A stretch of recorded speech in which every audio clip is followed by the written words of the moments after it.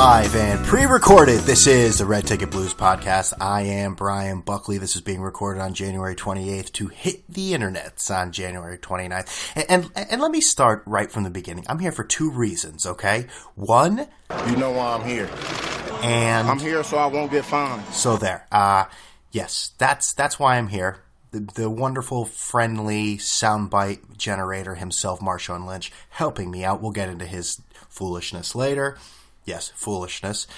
We'll talk about, we will, geez, starting off the bang, Brian. We'll talk about a NBA star who is possibly unceremoniously leaving us, Mr. Kobe Bryant. We'll talk about I don't want to say relationship with him, seeing he doesn't know I exist, but we'll talk about the ups and lows, how I've felt about Kobe Bryant throughout the years, and this being the fourth podcast, I'm not sure if I've spoken about this gentleman. If I have, it must have been in passing, but I am amazed. This is the first segment we're actually going to talk about Alexander Emmanuel Rodriguez.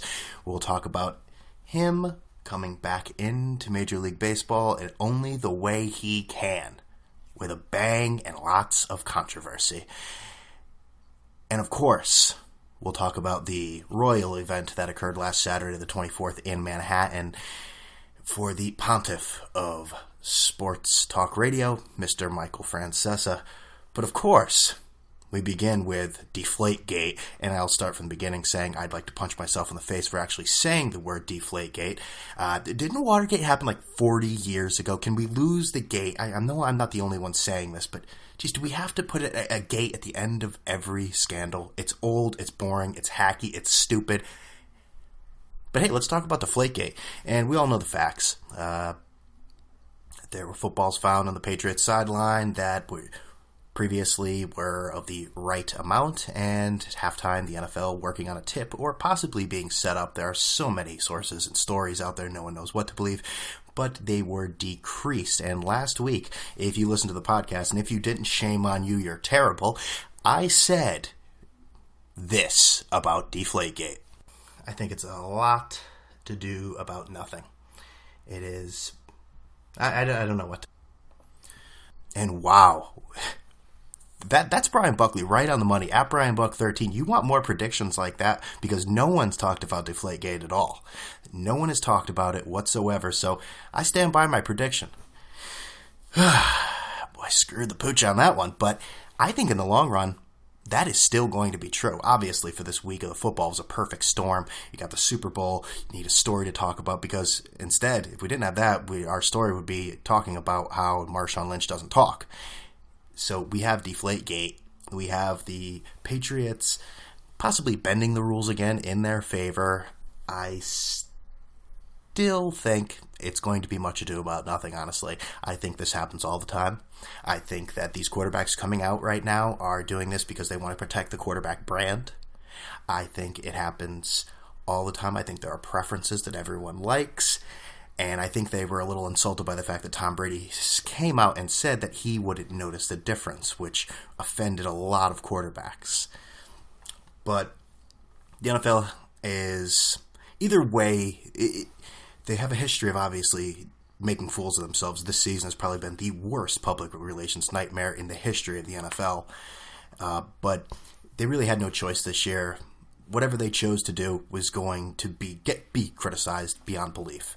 They could have penalized, suspended, fined, whatever, to the New England Patriots on the week of the Super Bowl, which would be unprecedented. Or they could rest on their laurels, say, hey, we screwed up the Ray Rice thing for not investigating everything, not doing what we're supposed to be doing, not looking at all the facts, surveying the landscape. Let's take a break. Let's look at all the facts, everything, and we'll analyze it and make a decision later. So basically, they're just sitting on their feet and using that as an excuse. And they'll do all their investigations, which will probably take 2 seconds to do, but they're going to make it seem as if there are men 24/7, top men, like the same guys that put the Grail away, top men on top of this. But let's cut the crap. We all know we're waiting to the end of the Super Bowl, then you'll hear things. But I mean, these sort of things in sports happen all the time. I mean, you hear about landscapers in baseball cutting the grass for a certain way when a pitcher's pitching, or maybe making it a little dry, or putting too much water on the field, making it a little sloppy, all depending on the pitcher's preference. You've also heard about basketball, where they have changed these rules, but where there'd be a turnover, the player would hold on to the ball and would not give the ball to the other team to inbounds it. We've now had the delay of game put in there. Also, in tennis, what's Monica Seles known for? Great player. She was stabbed, unfortunately, and her grunting. A lot of competitors said her grunting was so the other tennis players couldn't hear the sound that it came off to be able to play it. Her hit off theirs. Okay, my tennis terminology is not great. Play the hit off theirs. I'm trying my best here. I'm not Mad Dog. I don't know tennis. But to hear the sound off the racket, that grunt would mask it. So I think this crap happens all the time, and it just can't be out in the open like this. And I hear people say, well they beat the Colts 45-7. It wouldn't have made a difference. You're missing the point, though. They're caught red-handed. It doesn't matter if they won by 1,000 or they won by 1. They changed the parameters of the game in their favor. So, well, I think it happens all the time. They still did cheat, and I think they do need to be reckoned with. Not reckoned with, but they need to be punished. They need to be punished. So that's what I think about DeflateGate. I don't think it's going to have any bearing on the Super Bowl. But we got our first taste of the Super Bowl outside of DeflateGate yesterday at the Media Day. And you might as well put a big top over the Media Day, because the Media Day is a circus. And in the players' defense, it is ridiculous. They get all these players. It's like a bully who's a sociopath who is just cornering people into spots to do what they want them to do. That's what the NFL is. They get these players, they put them in a little booth, and then they just surround them with people and try to get them to say dumb things and make them look stupid. With that being said, Mr. Marshawn Lynch. Now, I spoke about this on the last podcast, that people gravitate towards him. They think it's, I use the word cool. Cool, that's a word. They use the word cool. They find that attractive, his defiance. And I get the defiance part. You have a shameless league in the NFL that says they care about player safety, which is a bunch of crap. That they care about the image of the NFL, that's a bunch of crap. Well, they do, but they don't. I mean, Ray Rice is beating people, 2-game suspension. They care about money. That's all they care about. And they don't like people making them look stupid. So, I can understand the defiance Marshawn Lynch is projecting towards the NFL. But I'll say this again. Marshawn Lynch is a millionaire. It is his job to play football. He is required to speak for 5 minutes at the NFL Media Day. 5 minutes.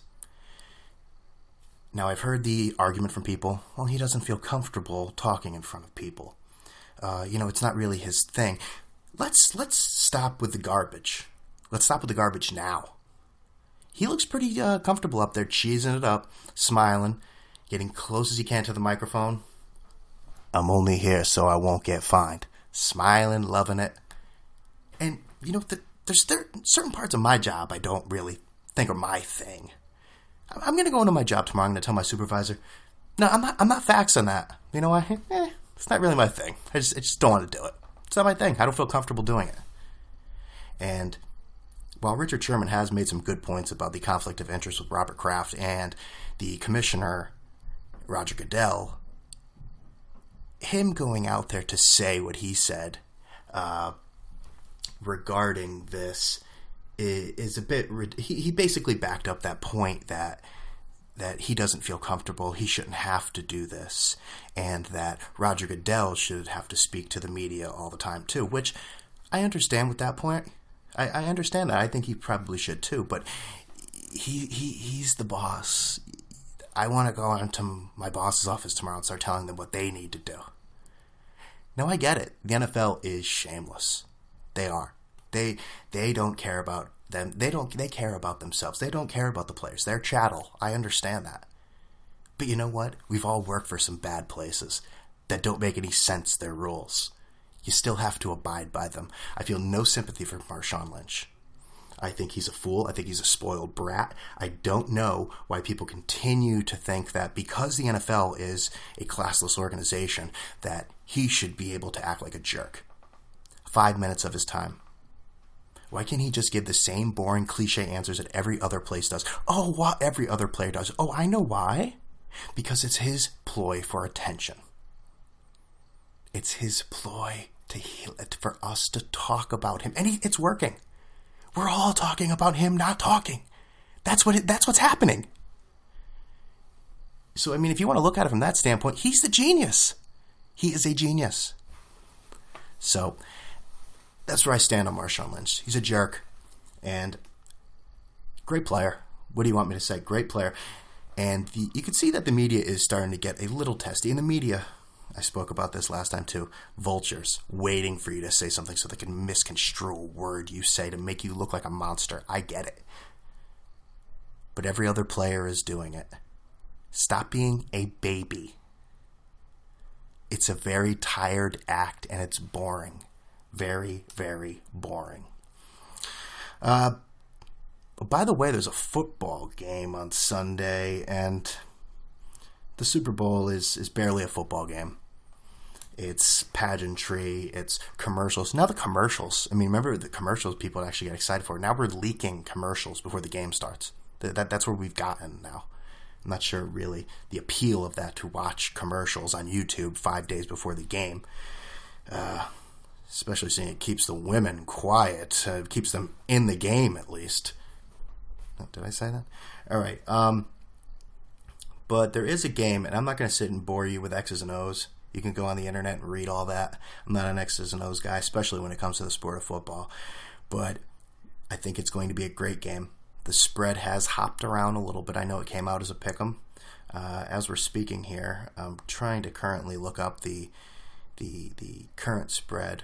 I don't know if there's a lot of movement. Last time I heard it was, okay, right now we got -2 Patriots according to Bovada on Wednesday, January 28th. We have New England -2. Eesh. I think New England's going to win this game. The X factor is Marshawn Lynch. Oh, Brian, wow, groundbreaking. But the real hard insight there. I understand. But he is their offense. When he's rolling, they're rolling. Yes, Russell Wilson had the worst game of his career last game, but they still managed to win. I still don't think even the best game is going to propel them to victory. They need Marshawn Lynch. And if the Patriots can shut down Marshawn Lynch, I think they'll win. Just in case you were paying attention at home, 7-2 against the spread in the playoffs. So I'm going to take New England -2 for the big daddy of them all, the Super Bowl. Commercials, pageantries, Katy Perry, lots of pregame garbage, and away we go. So I'm not sure what else to say about the game other than that. So we'll just move on instead of me rambling, stuttering. You like that, right? I can do a whole podcast that 30 minutes, just me stuttering, going over my words. Last week, 36-year-old Los Angeles Lakers guard Kobe Bryant, he tore his rotator cuff, jokingly saying he was passing too much, trying to get his teammates involved because that team is god-awful. And this is just a long line of many injuries. This all-time great has incurred. I mean, last year he tore his Achilles and missed the playoffs and only played 6 games before that, recovering from a broken bone in his knee. I remember when Kobe came up, he was really an interesting guy. He was obviously a first-round guy. He had the personality. He was coming out of high school. He's one of the high school guys, so there's a lot of hype regarding him. He had that smile. Started off a little rocky, but I think by year 2 or year 3, you could see he was a special player. He was a very arrogant, pompous jerk, in my opinion. And it seemed like the opinion of a lot of people, including his teammates and others in the league. And I think the part that got me, and I reveled in it because I really disliked him, was when he won the All-Star MVP in Philadelphia, his hometown. He's from the area. He won the MVP, and as he's holding the award there, he is booed. The boos rained down on him. I don't know how the NBA could have been happy with one of their superstars being booed in his hometown by winning the All-Star MVP. Obviously, the allegations of the rape in Eagle, Colorado years later, I'm not going to say that changed him, but I think it may have. And I don't know. The past few years, I've sort of looked at him in a different light. I think he's been able to withstand Father Time for so long. I mean, think about it. He didn't play college basketball. He's been playing in the NBA in the grind of 82 games all year, every year, since the time he was 18 years old. And I also respect Kobe because he's one of those guys who has that competitive drive in him, that competitive gene that only a few players have, like Jordan or Bird or Isaiah. And LeBron, for as great as he doesn't have that gene. And we all know it. LeBron knows it. Kobe has that I'm going to rip your heart out and show it to you, stomp on it, then hit a three in your face and laugh at you. And I think I think he will go out like this. I don't think he can come back. I don't think he wants to keep going through rehab. Who would want to? And at this point, I don't know what to say about Kobe. It's unfair for a guy of his ilk, his talent, his history, and what he's meant to the game to go out like this. But unfortunately, this might be the way he goes out. So, kind of sad to see Kobe leave our televisions like this. I don't know what he does. I think he'd probably go the Jordan route, get in the office, because these guys can't be coaches. These guys that are ultra competitive like this, because they just get mad at the players because they can't be as good as them. They can't do the things they used to be able to do. So, good luck, Kobe. I mean, good luck with all the millions. Beautiful family, all that. Yeah, my heart goes out to you. Just kidding. But he was a great player in the NBA. I completely turned over my opinion of him. So, it's sad to see him go out like that. But we'll get into this topic here. We move on to Mr. Alex Rodriguez. I'm a Yankee fan, and I'll be honest. You could look at A-Rod from a few different directions. I think he's disgraceful. I think he is a bad... I don't know him, but stories I've read, remember I said that, stories I've read, he seems like a bad person. Strong? Yes. I said stories I've read, never met the man. But, he brings so much energy to anything. He is the gift that keeps on giving. He's the gift that keeps on giving. He will be here, and the lights come on. It's like all the soap operas put together. General Hospital, One Life to Live, As the World Turns. It's all A-Rod all the time. This team, the 2015 Yankees, 2014 was all Jeter. 2015 will all be A-Rod. This team will not be good. They'll compete for a while, but it's going to be all about A-Rod. I mean, we start with the reports that Alex Rodriguez is working out. Hey, good. He's in shape. That's good. He's working out with Barry Bonds. Barry Bonds. I don't know if there's anyone worse in the school of forming a public relations team, maybe other than the NFL, than Alex Rodriguez. It's like his handlers need handlers. His handlers need handlers. When you just came off an unprecedented 162-game suspension for steroids, you are working out with Barry Bonds. Barry Bonds. So that was fun. But the other stuff I want to talk about isn't necessarily Alex's fault. I think it's actually the Yankees. Alex wants to make amends, so he met with the commissioner of the Major League Baseball to sit back, say, hey, I'm back, puts feet up, cigars, the whole thing.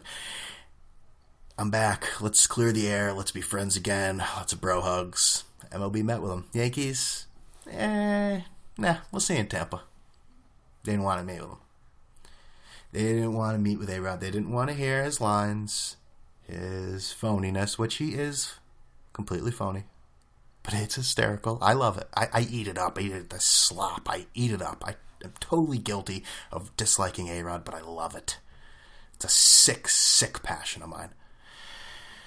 And the other report that came out this week is that the Yankees are trying to void his bonuses for the milestones. Now, Bill Madden of the Daily News is saying that they don't have to pay him because it's some sort of secondary contract. It's not actually in his contract. That's the first I've heard of that, but they want to avoid the milestones of surpassing Willie Mays in home runs, avoid the milestone of getting 3,000 hits, which is only 92 hits away. So we're going to see him pass Willie Mays and get 3,000 hits this year. And we remember the circus with all of Jeter's milestones. What do the Yankees do with Alex's? Will it just be, what will it be? Will it be anything? Will they even acknowledge it? Will there be anything on the Jumbotron? Will they be selling A-Rod dirt? I think we all know it's probably not going to happen, but the awkwardness of that situation, and the Yankees certainly don't handle things very well either, so it's going to be a very, very, I'm laughing because I'm thinking about how uncomfortable it's going to be, and how the yes announcers, how will Michael Kay, what take will he have on this? Because you have to have a take. You can't sit and watch a guy get 3,000 hits and then just act like it's going 2 for 4 in a meaningless game in July. But that should be interesting. Mr. Rodriguez. Oh, and by the way, quickly before we move on, that whole Marshawn Lynch thing, the NFL really sticking it to Marshawn Lynch now by trying to fine him over his beast mode hat. You know, the hat he went out there to make money on. But it's not his thing, though. It's pretty ridiculous. It's a pretty petty move, but you know what? Marshawn Lynch is putting himself in that position where he would be fined, because I guarantee if he was giving the same cliche answers for 5 minutes, just like every other player, he wouldn't be hearing anything about a fine for his beast mode hat. He didn't have a problem talking to the Skittles reps when he was getting paid on Monday, though, did he? And yeah, so that's my opinion on Marshawn Lynch. Enough's enough. But yet I continue talking about him. It's like I feed into my own hypocrisy, and so does the media. I stop short before I call myself the media. This is a podcast, the Red Ticket Blues podcast. You can follow me at BrianBuck13. Just remember all that. I stop short of the media. I am who I am. It's like Peter Tosh. All right. And finally tonight, it's maybe, I say it's going to be a short podcast, but who knows how long I'll talk about this. Finally tonight, last week, I went to a festival. I spoke about this on the podcast, saying that I would be attending Francesa Con II at Irving Plaza in New York City.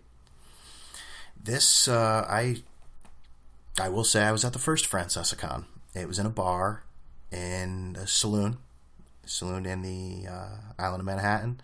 It was a fun time.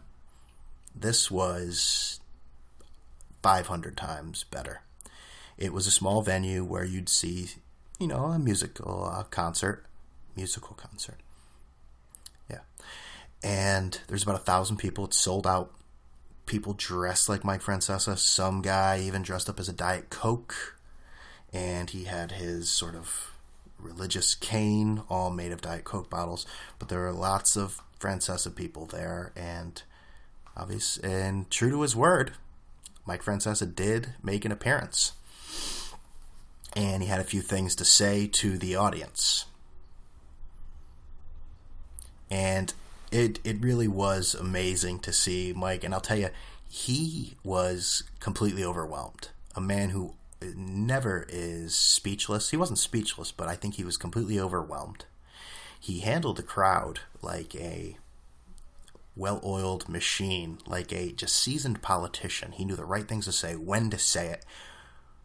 I was probably only talking for about 8-9 minutes, but it was something else. And that guy, for as much flack as he takes as being a jerk, as being dismissive about treating his fans, aka callers or audience, like complete garbage, he sat and stayed there with every single person. And he said till about 5 o'clock. And yes, I met the great Mike Francesa. Got my picture taken with him. The whole fanboy experience. What a day. What a day. Kind of reminds me of another day, July 30th, 2006, when I caught a foul ball. Well, you'll hear more about that someday. I know you're tuning in to hear about podcasts.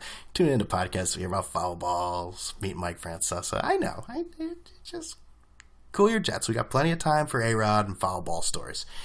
But it was something else. I got to meet a lot of nice people, a lot of great people that we share a creepy fandom, collective fandom of Mike Francesa, and we had the Mike and the Mad Dog impersonators doing the skits, and the crowd was just rabid. It was insane. Mike said it was the craziest thing he'd ever seen in 30 years or 40 years. I don't know, whatever year he's up to now. He seems to change it with every passing argument. But it was a great time had by all, and he even promised to bring the Mad Dog next year, Mad Dog Chris Russo, which made up the Mike and the Mad Dog radio program for, I'd say, about 19 years before they broke up in 2008, I want to say. But it was a great time had by all. Check out YouTube or Twitter and look up Francesa Con, and you will see how ridiculous it was, but how much fun it actually was as well. So, that's the week. That's my week. And by the way, I'm sorry about being a little late here for 2 days. There was a storm. There was snow, apocalypse, the whole thing. Cats and dogs living together, the whole deal. Frogs, 2 of every animal.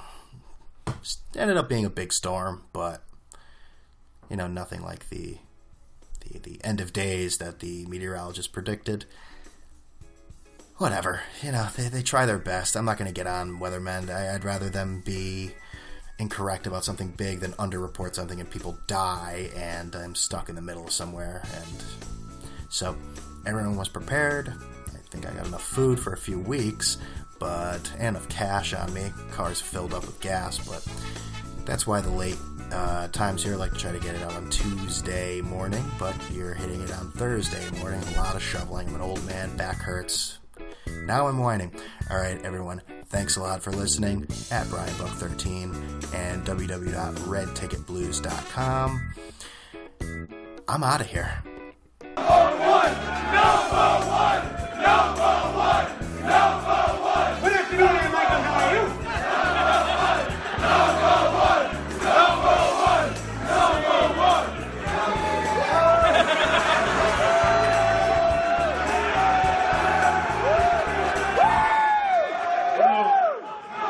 Quiet. I've been doing this a long time. This is the craziest thing I've ever seen. They're all nuts.